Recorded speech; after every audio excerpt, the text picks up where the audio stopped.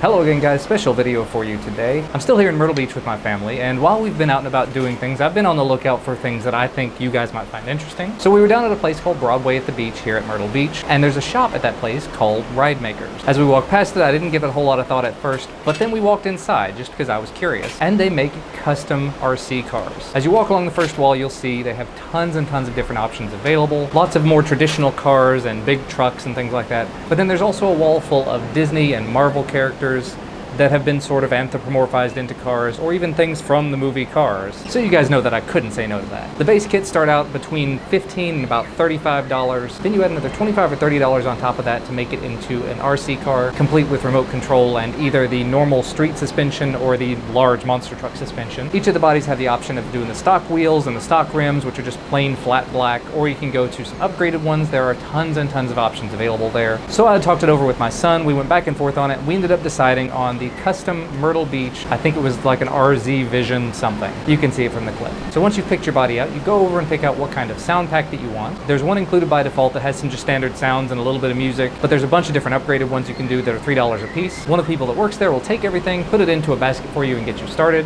They help you decide what kind of rims you want, what kind of wheels you want to put on it, and then once it's all said and done, you take that basket over to one of their handy dandy tables and one of their assistants, and in my case, he helped walk my little boy through putting it together. I captured the entire thing so you guys could see it. The process took him less than 2 minutes to do, and that was my son doing the grand majority of the work. But basically it's just you take a street frame or a monster frame, you slap it into a pretty looking body, you screw some parts together, you snap the wheels onto the rims, you snap the rims onto the body, you put the batteries in and you're done. Out of the box, this came with the option for 4 AA batteries to actually use in the car, so that's an option that is available. For the street model, there's also a 4.8 volt rechargeable battery you can get, so I went ahead and did that. That 4.8 volt battery is about 800 milliamp hours. I looked on their website and you can get replacements for that online if you want that. For the monster truck body, it's an 8.4 volt, somewhat larger battery. It's much thicker battery. But since I was going with a street body, I wanted something low and sleek down to the ground. It works out well for me. Now, as you can probably imagine from all this, it kind of sounds like they're nickel and diming you, because you start out with about $30 for the body and then $25 to make it an RC car, and then $5 for more wheels or more rims, and you can get different hood scoops and you can get different sound packs and you can get all different customizable parts. I think there's something like 650 million combinations you can do in that store.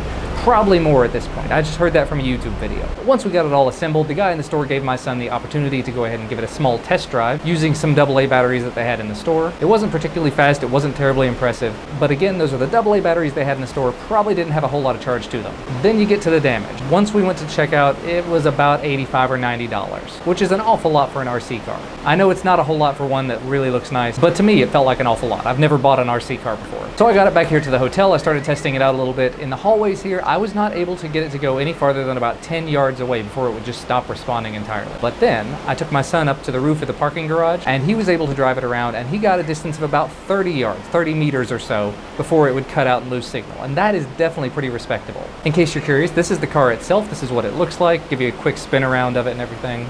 Definitely a nice, sleek looking little car, and it is an exclusive collector's edition kind of thing. This is the first year they say they've done one that's a Myrtle Beach exclusive collector's kind of car. So I thought that was kind of a nice little souvenir kind of thing. As far as the battery life, I can't really speak too much to that. I charged it for probably an hour and a half or 2 hours just to make sure it did have a full battery charge. And we were able to drive it around for 15 or 20 minutes without it slowing down even once. I mean, it's got some decent pickup to it. It's not the fastest thing I've ever seen, but with this rechargeable battery in it, it's definitely got a lot of power. Now, given that it is so low to the ground, it's not going to take obstacles particularly well. You hit the slightest rocks and pebbles and stuff, and it's going to bounce a little bit, but it didn't actually ever stop. If I tried it on carpet or something, if it starts to hit bumps or anything on carpet, it's going to stop. If it rolls over a purse or something, it's going to stop. But out there on the cement at the top of the parking structure, it just flew around. And when you pull back on the stick on the remote control, it would just stop immediately. Stop on a dime practically. Now that does bring me to the controller. This is the controller itself, in case you're curious. It has an antenna.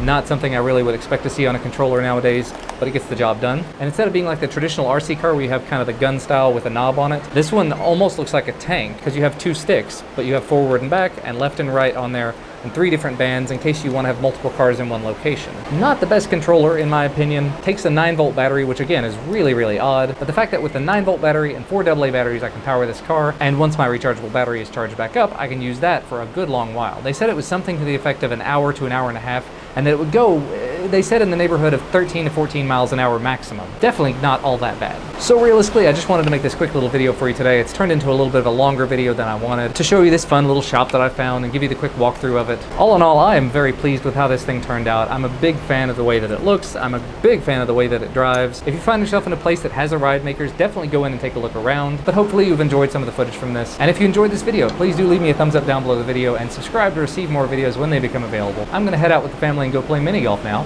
Thank you guys so much for watching, and I will see you next time.